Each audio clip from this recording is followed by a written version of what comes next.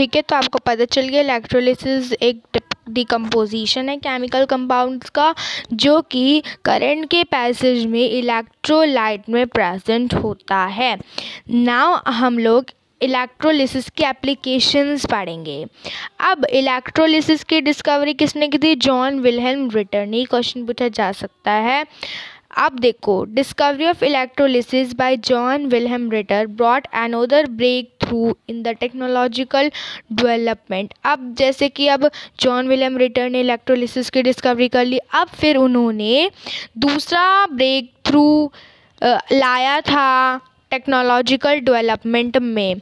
ठीक है, नाउ-अ-डेज आज के दिनों में electrolysis is widely used in electrolysis बहुत ज़्यादा यूज़ होती है केमिकल और कमर्शियल इंडस्ट्रीज़ में।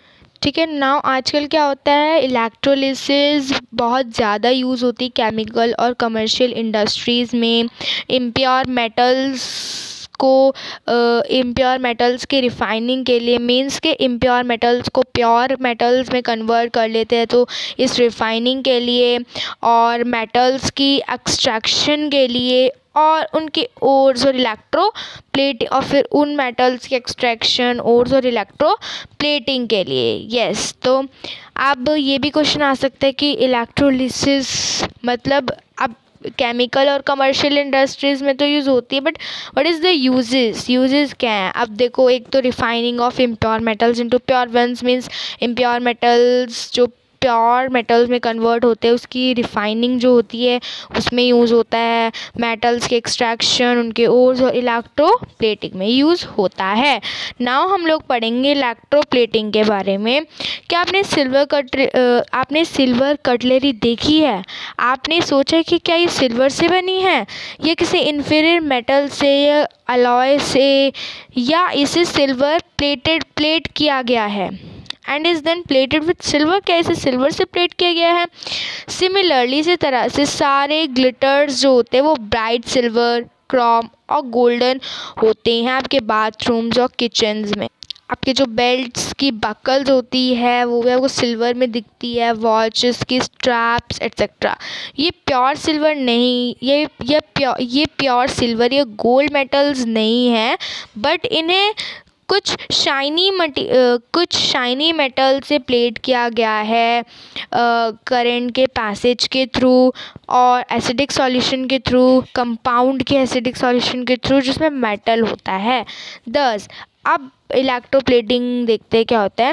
इलेक्ट्रोप्लेटिंग एक प्रोसेस है जिसमें डिज़ायर्ड मेटल की लेयर को डिपॉजिट किया जाता है दूसरे मटेरियल पे ऑन अनदर मटेरियल इलेक्ट्रिसिटी का यूज़ करके, बाय मींस ऑफ इलेक्ट्रिसिटी। तो ये होती है इलेक्ट्रोप्लेटिंग। अगर हम न्यू वर्ड में इसकी देखें तो ये थोड़ी शॉर्ट में बता देंगे, जैसे coating a thin layer of metal over another metal by passing current. ठीक है, तो यही है न्यू वर्ड में इलेक्ट्रोप्लेटिंग की डिफाइन देखेंगे तो यही है कि एक थिन मेटल की एक थिन लेयर की कोटिंग दूसरे मेटल पे करंट का यूज़ करके, बाय पासिंग करंट। ठीक है, तो हमने इलेक्ट्रोप्लेटिंग की डिफाइन तक पढ़ लिया है। Now electroplating is one of the most significant applications of the chemical effect of electric current. अब जो इलेक्ट्रोप्लेटिंग है ये मोस्ट सिग्निफिकेंट एप्लीकेशन है chemical effect of electric current की।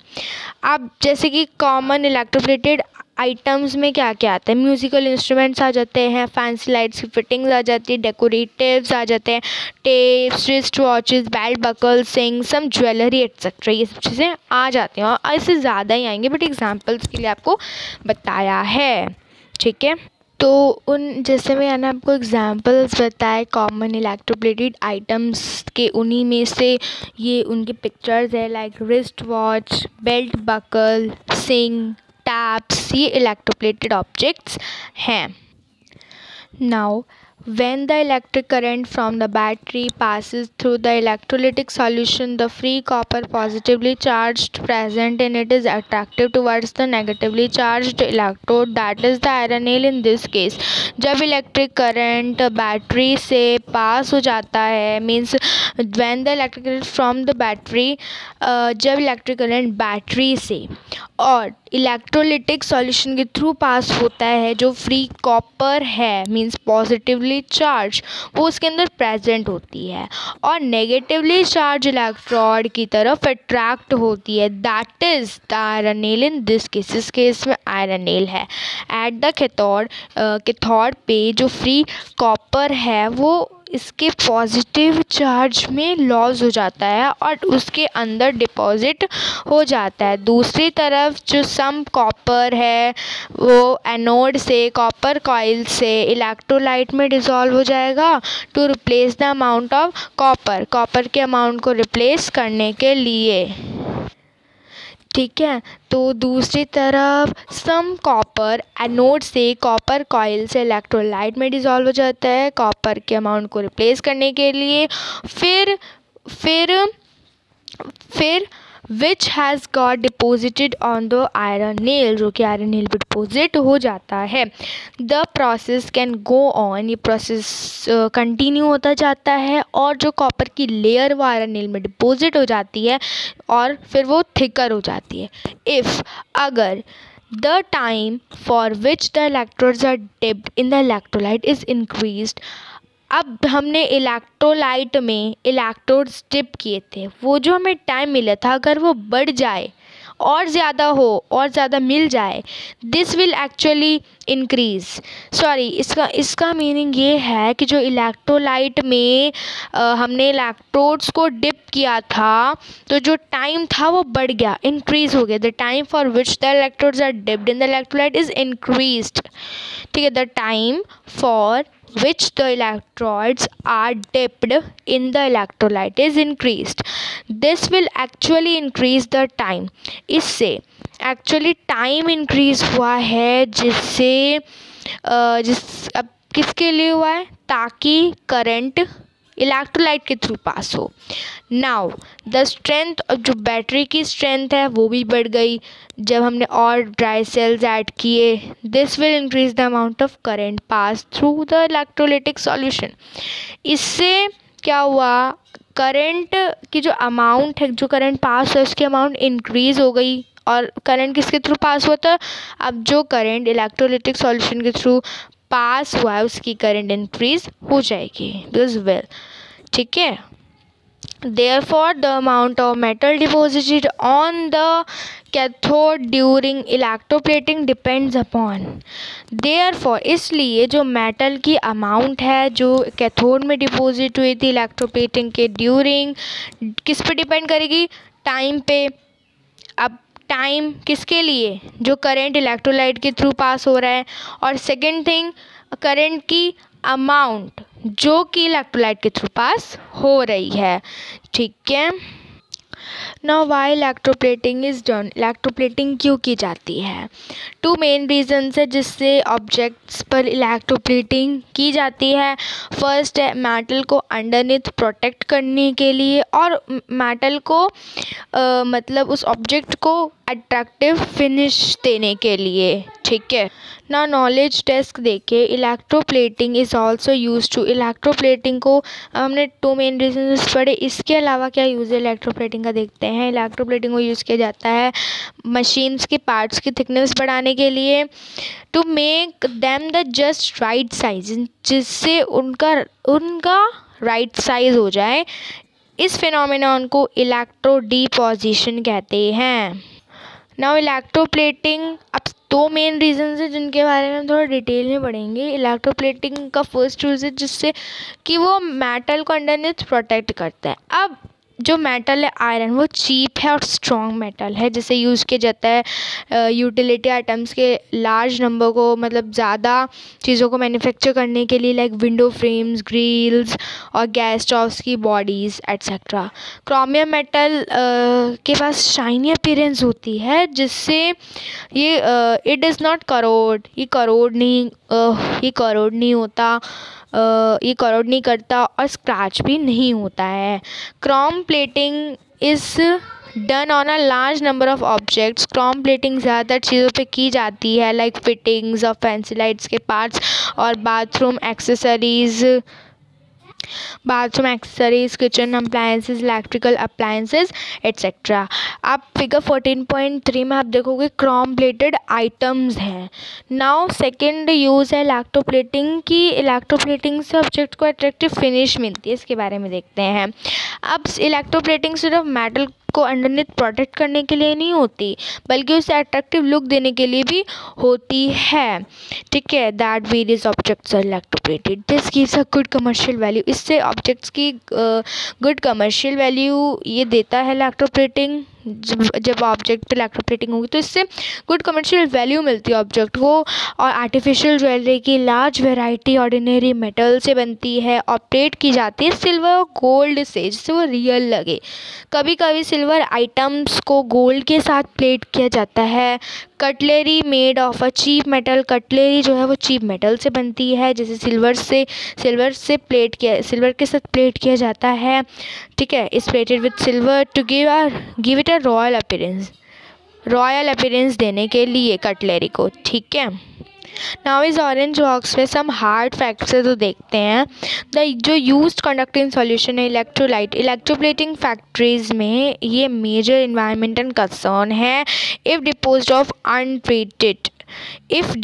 ऑफ अनट्रीटेड जो अब जो पॉल्यूशन डिपार्टमेंट है, अब पॉल्यूशन डिपार्टमेंट ने स्पेसिफिक गाइडलाइंस बनाई हैं to make it as toxic it less toxic.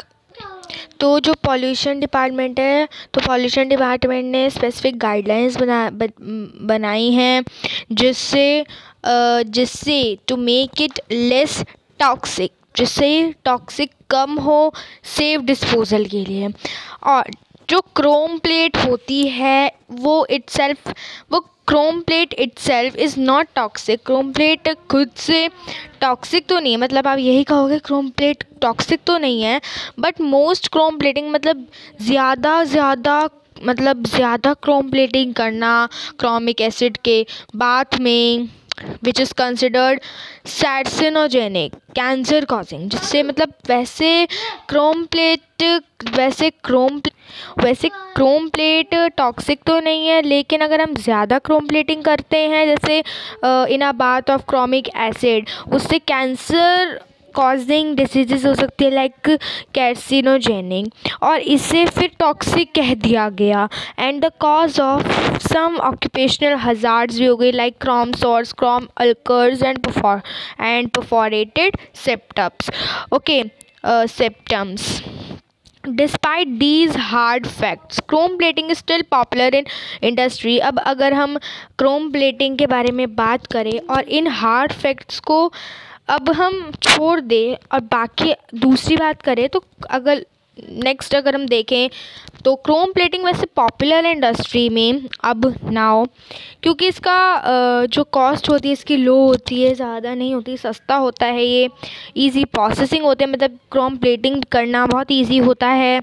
और जो and the range of applications की रेंज होती है। वैसे तो इसके क्या नाम है हार्ड फैक्ट्स हैं, मतलब इसके वो डिसएडवांटेजेस हैं, बट तब भी अब बिसाइड्स दीज हार्ड फैक्ट्स बात करें तो क्रोम प्लेटिंग पॉपुलर है इंडस्ट्रीज़ में, क्योंकि ये बहुत सस्ती होती है, प्रोसेसिंग इसकी मतलब क्रोम प्लेटिंग करना इजी होता है बहुत, मतलब क्रोम प्लेटिंग करना आसान है, और जो एप्लीकेशंस की रेंज होती है। नाउ ये था चैप्टर। अब हम अच्छे से अब ज़्यादातर क्वेश्चंस आप देखते हो कहाँ से आते हैं, रैप अप नाउ में से आ जाते हैं। जो पॉइंट्स टू पॉन्डर होता है वो होता है ना, बोलते हैं उसको लास्ट में जो आता है वो रिवीजन आती है, जिसमें सम पॉइंट्स होते हैं वो हम पढ़ेंगे तो हमारा चैप्टर पूरा अच्छे से हो जाएगा। हम रैप अप नाउ देखते हैं। पॉइंट्स टू पॉन्डर मीन्स हम रिवीजन कर लेते हैं चैप्टर में हमने क्या क्या पढ़ा। सबसे फर्स्ट पॉइंट है इसका, ज़्यादातर लिक्विड्स इलेक्ट्रिसिटी कंडक्ट करते हैं। Pure water poor conductor of electricity होता है, while impure water good conductor of electricity होता है। मैं आपको ये भी बता दूँ, प्योर वाटर क्या होता है, जिसमें कोई भी इम्प्योरिटीज़ नहीं होती, और इम्प्योर वाटर होता है जिसमें इम्प्योरिटीज़ होती हैं। नाउ इलेक्ट्रिक स्विचेस, प्लग्स और डिवाइसेस हमें टच नहीं करने चाहिए, गीले हैंड्स अगर हमारे हों तो। वाइल ऑपरेटिंग दीज, अगर हम इसे ऑपरेट कर रहे हैं, चला रहे हैं, स्विचेस को टच कर रहे हैं, तो हमें बिना